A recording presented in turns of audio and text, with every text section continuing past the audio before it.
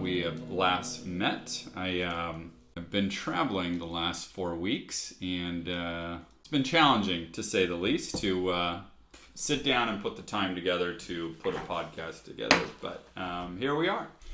So you probably saw on the short, Ryan Argue and I made a trip up to Yosemite and conquered Half Dome, and that was a great way to start this multifaceted trip.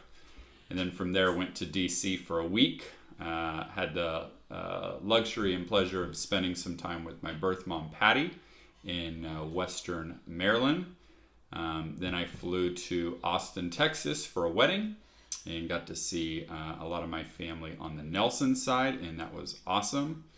And just this last week, for the first time ever, my birth father and his family, and it was truly healing, and what a great blessing that was. And next week's episode, I will be diving into that greatly in regards to God's great love for us. But that leads us to this weekend, and I had the pleasure of having my mom, who was on the podcast a few weeks back, and my stepfather, Mike Perry, fly down from Sacramento. And they did fly Southwest, and fortunately were able to get a flight down. And with that, I'd like to introduce my company, Mr. Mike Perry. Hi, Mike. Hello, Jeff. Glad to be here. Thanks for making the long flight down to do a podcast with me. Well, it's not a long flight, only about an hour and 10 minutes or so, but I'm just thankful and grateful to be here. I'll just say it's a longer commute than most of my company has been, whether it's driving true. down the 405 or the That's 133 or the 5. So here you are. Yes. So thank you. Why don't you give us a little background on who Mike Perry is? Let me think. I start off with I'm the oldest of 8. My mother and father were Joseph and Mary, and not that Joseph and Mary. That is a fun fact for the viewers, though. That's right.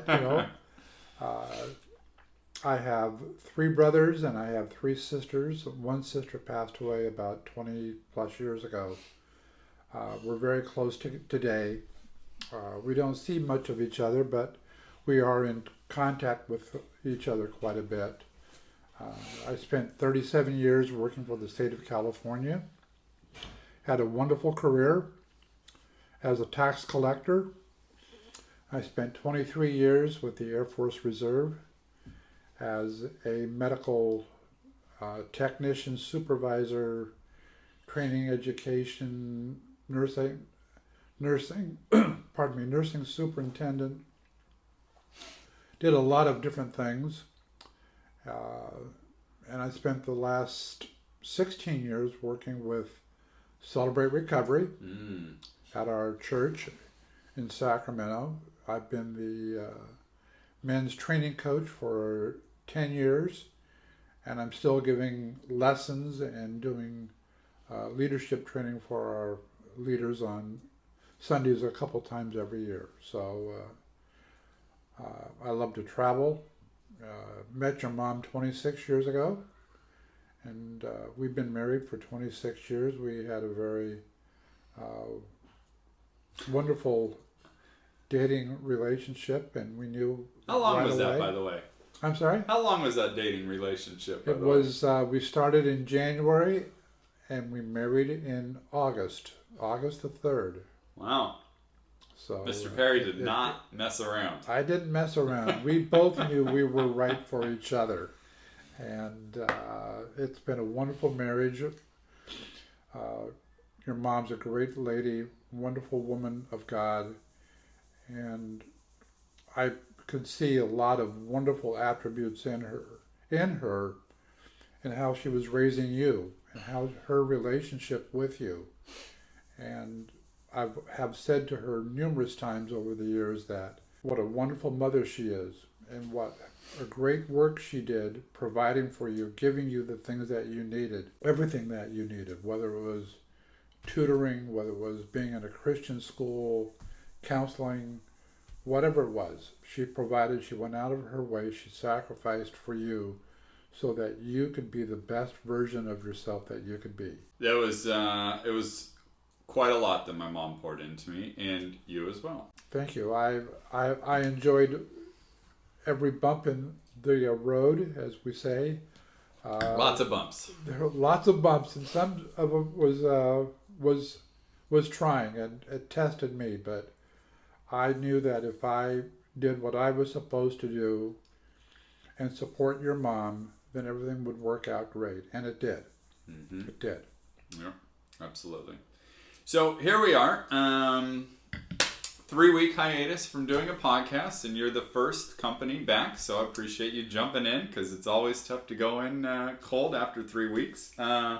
Today's subject matter is God-fearing in the workplace, and I couldn't think of a better company to join me on such of a topic, being that you worked for the state of California for 37 years. 37 years. So I can only imagine what a not only trying time to be God-fearing in the workplace in the state of California, but to do that for 30 plus years must have been very challenging, to say the least. It was, and I'm thankful and grateful for that experience. I started off working in an office and being at the bottom of the totem pole, as they say, and worked my way up. But I was You started out sweeping the floor? almost sweeping the floor. I was the one who put dirt on the floor, you might say. So okay. from all of my labors, earned the respect of my bosses, my supervisors, as I grew, as I took on new positions through a series of promotions, and had to work hard because the work that I did and the work that we did is not only challenging, but you're dealing with the tax-paying public of California, and they want answers to their questions right now. They don't want you to hem and haw around. And the law changes frequently, so we had to stay up on the law. Sure. And be current, and explain the law to them in such a way that they could understand and why they owed a tax liability. Mm-hmm. And that's the challenging part. The hard part was getting them to actually pay. Sure. And a lot of them would say, well, you've explained to me everything that I need to know. Who do I make the check out to? Boom. Here you go. Did that happen often? Yes. Oh, okay. And there were those that were difficult, those that didn't want to pay. Mm-hmm. And those are the challenges that you come up against. Sure. We have a series of tools that we can use to compel payment. And you don't want to. You want everyone to be compliant. But when the liability goes final, you have no choice but to take collection action. And that's when you can ruffle some more feathers. And you learn how to deal with people. You learn how to understand their frustration. I remember one couple coming in that the husband had bought a boat and he didn't report the proper purchase price to DMV. Bum, bum, bum. And we hit him with taxes, additional taxes, penalties, and interest, and this was just before Thanksgiving. And he called and said he wanted to meet with me in person, and I said, yes, come on down. And he brought his wife with him. What floor were you on? I was on the 14th floor. Okay. At that time. And came downstairs, met him, we went to a room. I showed him all the documentation that we had. Oh, you went down to him. He didn't come up to you? No. Okay. We don't allow people up in the office. I got it. It's not a... Sure. There was a lot of secure information that needs to be safeguarded. Makes perfect sense. Okay. And explained to him and his wife the basis for the liability. This is what was reported to DMV by the prior owner as the selling price for the boat. This is what you reported when you went down to DMV. And the billing that you got was for the additional taxes. And because you didn't report the proper purchase price, there was a penalty And now all this interest that has been added also. The wife was more upset with him than she was with me. I can imagine. And because he was being dishonest. She took out the checkbook and she says, "You know, this is our Thanksgiving money, don't you? This money was earmarked for Thanksgiving." And I didn't say a word. And she said, "Who do I make it out to?" And blah, blah, blah, and everything. And Michael Perry. no, I never saw a cent go into my pocket. But we were able to have a resolution. Case was now closed. And I'm sure he got a mouthful when he got home from his wife or on the way home. But it just goes to show that if you pay it the first time, you report the actual purchase price when you buy a car or a boat or a plane in California. Just do it right the first time. Well, it just goes to show you when you're being slick or lazy with how you do things, right? It never pays off. It never does. It's going to catch up with you sooner or later, and it's just going to be a big mess for you to deal with later. So honesty is the best policy. Absolutely. Proverbs 10:26. Lazy people irritate their employers, like vinegar is to the teeth or smoke is to the eyes. So the moral of the story is, don't be lazy, be honest and upfront. And Mike, I have to imagine your whole job was really kind of predicated on making sure people did pay what was rightfully owed to the state for their vehicles. That had to have been very challenging for you to maintain a God-fearing mindset with dealing with very difficult people. Exactly. People are unique. Each one of us is different. And we have to adjust our way of dealing with people to tailor that individual and that situation. Some people are combative, some people are angry, some people are accusatory, some people are just hateful. I don't know this, but I've never bought this car. That boat was a piece of junk. That car was a piece of trash. You know, whatever. Every excuse. But we never collected more than what was rightfully due. The tax is due on the total purchase price. So if you buy it for $5,000, you owe tax on $5,000. Sure. If you report $3,000, you owe additional tax on $2,000 plus the penalty and interest that goes with it. Being straightforward with these individuals and explaining it to them in terminology that they understand, because the public, as you and I both know, come from different backgrounds.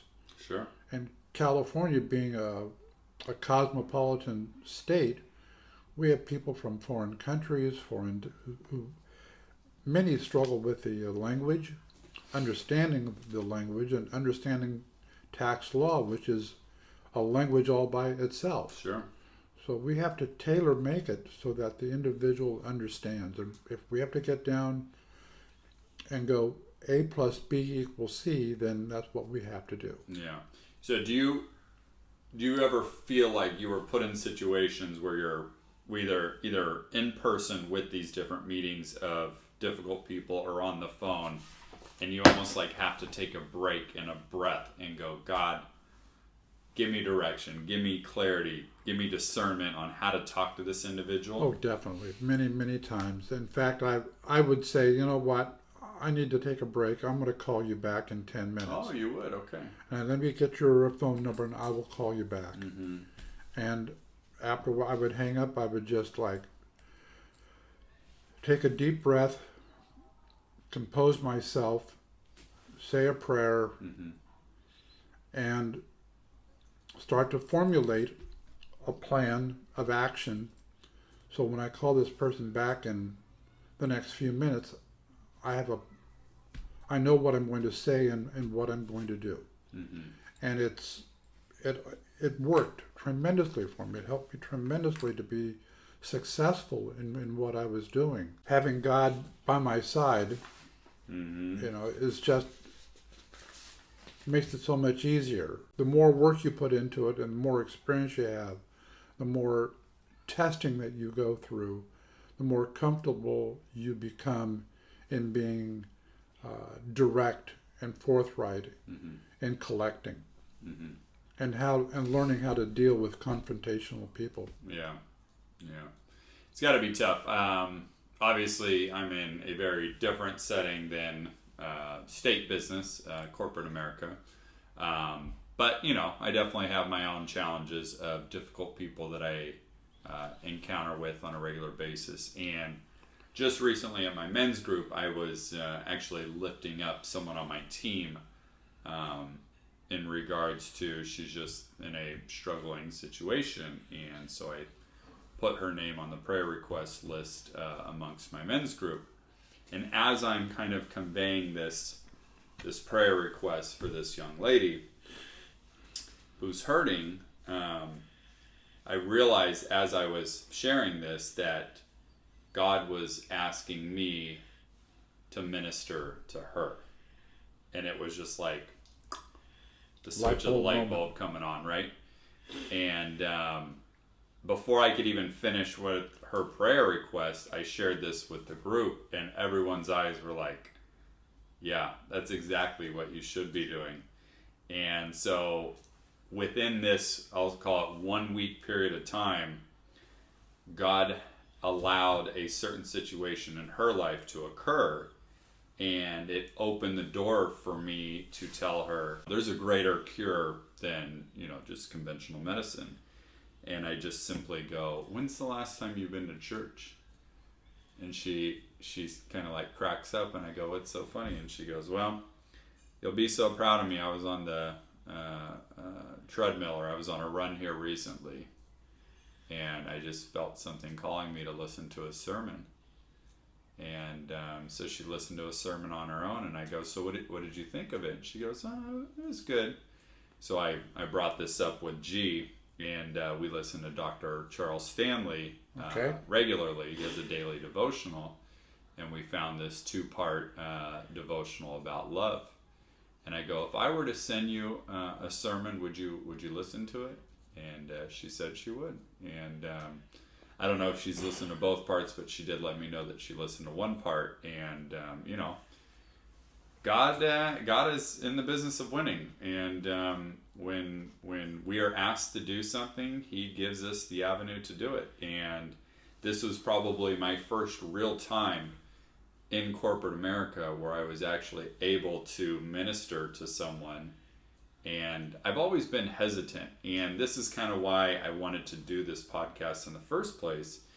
As I've shared with you guys before, is a lot of these different topics that I do in the podcast are really things that like I struggle with, and you know, anger or pride or what have you. Mm-hmm. And being able to minister in corporate America just scares me, like the fear of like losing my job, just like that, you know, church and state and whatnot. And you know, Gloria is such a bright beaming light in my life, and she uses her entire business, her beloved clinical, to pour the love of Christ into people. And I'm like, why can't, I mean, obviously 2 different businesses, but why can't I glean something from that and at least help showcase God's love and affection and His desire to have a relationship with us? And I prayed about it, and literally, Mike, within 3-4 days later, the opportunity presented itself, and I'm like, here we go. Yep. God, take this show on the road. Let's make it happen. Anyway, that was my kind of like one story I wanted to showcase. So I know you had something, a couple different verses you wanted to showcase. Any particular one wanted to? I want to talk about the role of the big boss man or the employer. One of the things I found in Scripture was that bosses should be encouragers. Mm-hmm. In Deuteronomy chapter 1, verses 37 and 38, it says, "And the Lord was angry with me because of you. He said to me, Moses, not even you will enter the promised land. Instead, your assistant Joshua, son of Nun, will lead the people into the land. Encourage him, for he will lead Israel as they take possession of it." So there's instruction from God to Moses to encourage Joshua. Now, Moses had upset God tremendously, and that's why God wasn't going to let Moses into the promised Right. land. So, as a result, God has the final say. Mm-hmm. So, here's this employee of Moses, Joshua, Mm-hmm. and he's being encouraged to lift him up and to give him direction, give him insight. Leading the Israelites into the promised land was a difficult job, and Joshua needed that support and encouragement from Moses to be the leader as they took possession. So also must the boss, the manager, the supervisor, give support and encouragement to his subordinates for their careers. I encourage them to sit down with them and to ask them what are their future plans. Give them directions to follow their ambitions. Encourage them to go for encouragement can go a long way to where staff members can go. Little or no encouragement can be detrimental and impede someone's growth and development. So be the encourager. Mm-hmm. And I think it's often for a boss subordinate relationship, and just in work in business in general. The old saying is, "Poop only rolls downhill." Right? That if grief is being pushed down, that you continue that stress pain point down, right? Yes. And this is exactly the opposite of what Scripture is asking us to That do. is correct. Is That's we correct.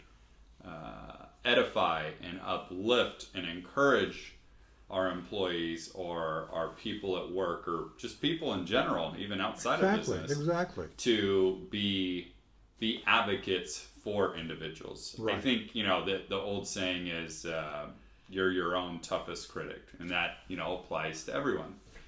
And it's that one bright shining light that comes into your life, and it could be a random stranger that just says, "Hey, looking nice today," or "Great smile," or "Outfit's on point," just something along those lines that just changes your kind of demeanor for the day. Exactly. And if you edify and uplift someone, especially your employees, how much more beneficial will they be to your organization entirely? Exactly. And they're going to be cognizant of that, and they're going to remember that too. Mm-hmm. And they're going to remember that, my boss lifted me up when I was having a bad day. I've been burdened with so much work today that I can't get out from underneath it. And he came by and he lifted me up by saying, "Give me your best effort today. Do the best that you can today. If it takes you all week to get this done, that's fine." And that just kind of like takes all that Stress. burden and stress of being focused on getting all this stuff done in a short period of time, but now I've got the rest of the week to get it done. And I can actually fragmentize it and say, okay, this is my workload for Tuesday, here's Wednesdays, here's Thursdays, and here's Friday, and I should be done. But it goes such a long way when you lift someone up. And I remember in the service especially, it was it meant so much to me when I started my career working in the medical field. We were doing physical exam testing, and you're only there for 2 days, and one of those days is spent doing maybe vision testing or hearing test, and then you come back a month later and you're asked to do the same thing again, and you're going, how am I supposed to do that? I can't remember what I was supposed to do. And then your supervisor comes down and says, all right, what do you remember from last month? And as they slowly walk you through the steps, you remember. And as you repeat that over and over and over and over again, and it took probably 4, 5, 6, 7 months before you were able to be comfortable doing that assigned task. Mm-hmm. And then you would sit down with the next person who's assigned to that, and you train them. And you lift them up the same way that you were lifted up. Yeah. Because that means so much to you, because there's so much to remember in career fields, no matter if it's in the service or in a service industry, or a restaurant worker, or an office worker, or you're the shift supervisor at 7-Eleven from midnight until 8. You still have a lot to do and a lot to remember each and every day that you go to work. And once you become comfortable with that, then you can pass that information and knowledge down to your subordinate staff or to those who are working with you. And it pays off in dividends also, because you now have someone who's trained the right way to do it, and you don't have to question what the results of their work is. Yeah, well, that brings us to our work habits and work ethic. And, it's funny that we're doing this podcast today because G and I were talking earlier today in regards to whatever you do to anyone, family, friend, acquaintance, enemy, you do unto the Lord. Right. And we were talking about this of just, people that, kind of drive us a little crazy from time to time. Yep. And how you are to combat that. And my personal verse, Romans 12:21, do not be overcome by evil, but overcome evil with good. With good. Is something that I put my life around on always doing the right thing. And, coming into work ethic, whether it's for my VP or his SVP or even someone beneath me, like, I want to do the best in whoever I'm, working for or attempting to help out. And you had a great verse here in 1 Kings. 1 Kings chapter 11 verse 28. Jeroboam was a very capable young man, and when Solomon saw how industrious he was, he put him in charge of the labor force from the tribes of Ephraim and Manasseh, the descendants of Joseph. So Jeroboam had this great work ethic that was admired, and as a result of that, Solomon put him in charge of a larger workforce to repair Jerusalem's walls. Now, Jerusalem, throughout the Old Testament, was a city built with massive walls all around. And because of conflict and wars, those walls were repeatedly torn down and had to be rebuilt. And because of the work ethic that Solomon saw in Jeroboam, he put him in charge of a large number of people to rebuild the wall. Another time when the wall was knocked down, it's in Nehemiah chapter 3, where Nehemiah was in charge of the workforce, and there were 42 different projects that the walls and the gates of Jerusalem had to be rebuilt. Nehemiah gathered the workers together and united them in such a way that they were working for the glory of God and not for the benefit of themselves. Sure, yeah. And there were people who would come from other cities around Jerusalem to help build the wall. They got no benefit from their work, right? But they were all worked together for the greater good. And Jeroboam was able to successfully rebuild the walls of Jerusalem in 52 days. And that's quite an accomplishment when you think of the tools, the crude tools that they had Especially back in those days. Then, they didn't have computers or stone cutters that could, cut it down to the exact specification. No tower cranes. Exactly. It's all manual labor. Exactly. A lot of work. So we saw that. So in conclusion with that part, You and I, Jeff, both have had strong work ethics passed on to us by our fathers, and that served us both well. And I'm very proud of you, and your mom is proud of you also, of how far you have gone in your career so far, all because of the foundation that you had laid before you and all that you learned from your father. And you in turn are passing that same thing on to a core of subordinate staff, Mm-hmm. so that when they move up in rank in the corporation, or whether they go to a different corporation, Right. they have that solid foundation that they can build on. Yeah. I often tell my team or other people, like, our job as supervisors, managers, whatever you want to call it, is to get your team promoted. If you have Yes. a team that is stagnant and they aren't moving up through the ranks, then I look at that as a reflection on whoever is managing that individual is not pushing them enough to go to the next level and get that next promotion, so Right. to speak. Exactly. Did you ever work in the restaurant business ever? Never did. No? Never did. I personally, and I've shared this with the audience before, worked at Chevy's, was my very first job, which I remember. you were aware of. And I loved it because it was kind of like a team of three. You have a hostess that seats the table, the server that does everything, the cooking staff, obviously.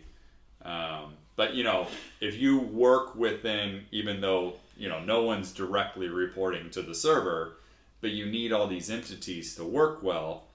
So we call them like kind of dotted line connection points. There's no one's a subordinate of anybody. Right. But that cooking staff, that busboy, that host, whatever, the people that seat the individual table, if you treat them well and you treat them as God would want us, as God has treated us, with love and respect and admiration Exactly. and uplifting, then guess what?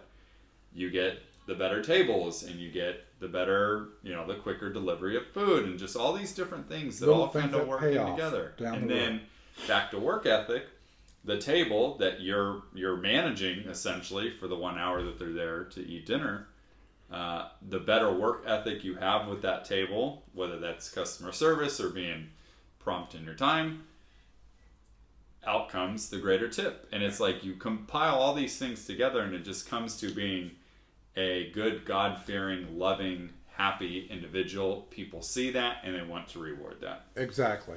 It's Yeah. a nail on the head. So you had a story here on a supervisor on your first day that you were telling me in kind of the pre-show, that I loved this story, and I loved that he gave you kind of like 3 things to, these are my rules, do not break them. So I would love for you to share that story Sure. specifically. Started working for a gentleman who was a crumb dungeon, you might say. Crumb dungeon? Crumb dungeon. Very. You're going to have to enlighten the audience, because I don't even know what a crumb dungeon is. Very, very strict, set in his ways. Rigid. Doesn't smile a whole bunch. Okay. And Crumb dungeon. I started working for him one day, and a lady joined the team with me, and he called us into his office first thing at 8 o'clock in the morning, and he sat us down. And Is this at the state? at the state, Okay.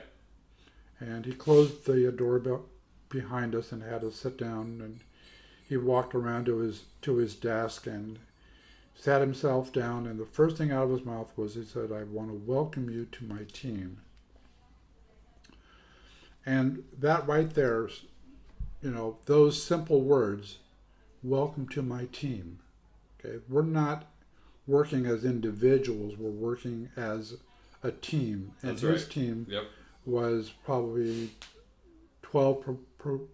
about 12 professional staff. Mm-hmm. And we were being included with that. And he said, "I have three simple rules. And the first rule is to be on time. If you start work at 8 o'clock, you're here at 8 o'clock. You start working at 8 o'clock, not 8:05 or 10 minutes after, whatever. You start at 8:05. Second rule, give me 8 hours work for 8 hours pay. Seems Kind of fair. simple. That's simple. Very simple, very there's nothing fair. complex Yep. with that. And the last rule he said was, do not go over my head. Mm-hmm. And by that he meant that if you have a problem, come to me with your problem. Mm-hmm. I can help you with your problem. Don't go over my head and talk to another supervisor or somebody else. Just come to me. Mm-hmm. And you know what? Those were simple, elementary rules. There was nothing complex about it, or That's right. Yeah. that could be, what does he mean by this?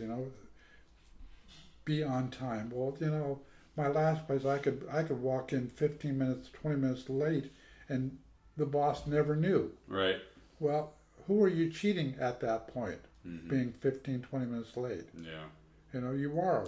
Well, and then you don't have pride in your work either. Exactly. And if you don't have pride, you've already lost. And it's not even really about you getting one over, but if you're not prideful in what you do, you don't go home feeling accomplished. Right. That's it. Exactly.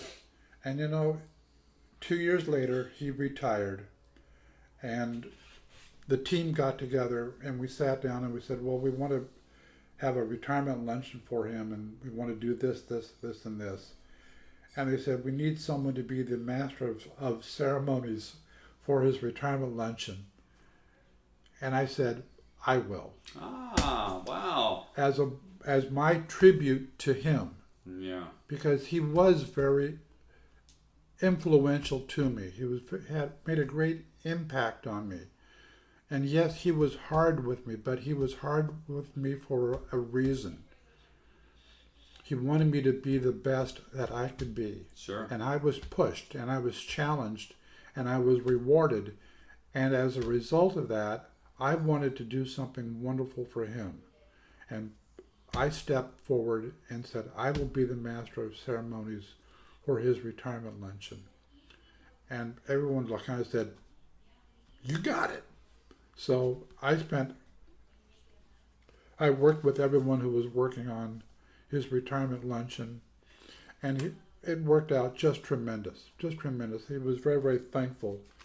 And he even talked to me afterwards. He said, Michael, I'm glad you were my master of ceremonies for my retirement. Mm. It meant so much to me today. And all because of a boss who had 3 simple rules. Mm-hmm. And you respected him. And I most certainly did. And because of your respect to him, he respected you in reciprocation. Exactly. And that's why you are happily willing to go and set up that party for him. His farewell. Exactly. Yeah. Have you chatted with him since retirement? Well, since my retirement or his retirement. Yeah. Many moons have passed. I saw him. He came by a couple times after he retired, and he always had presents for the ladies. He was growing flowers as a hobby, and would bring in little 3-4 inch potted plants for the ladies that used to work with him. And he would always come by and talk to me and shake my hand. He was a great guy. He's a great guy. Yeah. Mike, any kind of final words before we land the plane here tonight? So I'll take a moment here. After all, we are really working for Christ. Amen. In our careers. We're working for Christ. And in Paul's letter to the Colossians in chapter 3, verses 22 to 25, Paul says, slaves, obey your earthly masters in everything you do. Try to please them all the time, not just when they are watching you. Serve them sincerely because of your great reverent fear of the Lord. Work willingly at whatever you do, as though you were working for the Lord, rather than for people. Remember that the Lord will give you an inheritance as your reward, and that the master you are serving is Christ. But if you do what is wrong, you will be paid back for the wrong you have done, for God has no favorites. Well, Mr. Barry, this was great. Thank you so much for your time today, and safe travels home tomorrow. Thank you, Jeff. I've enjoyed it very, very much. It's good. This humble podcast studio has worked okay as far as a guest bedroom. It has worked superb. Well, excellent. Well, Mr. Perry, appreciate you, love you. He's Michael Perry. I'm Jeff Kirk, and we am. Bye-bye now.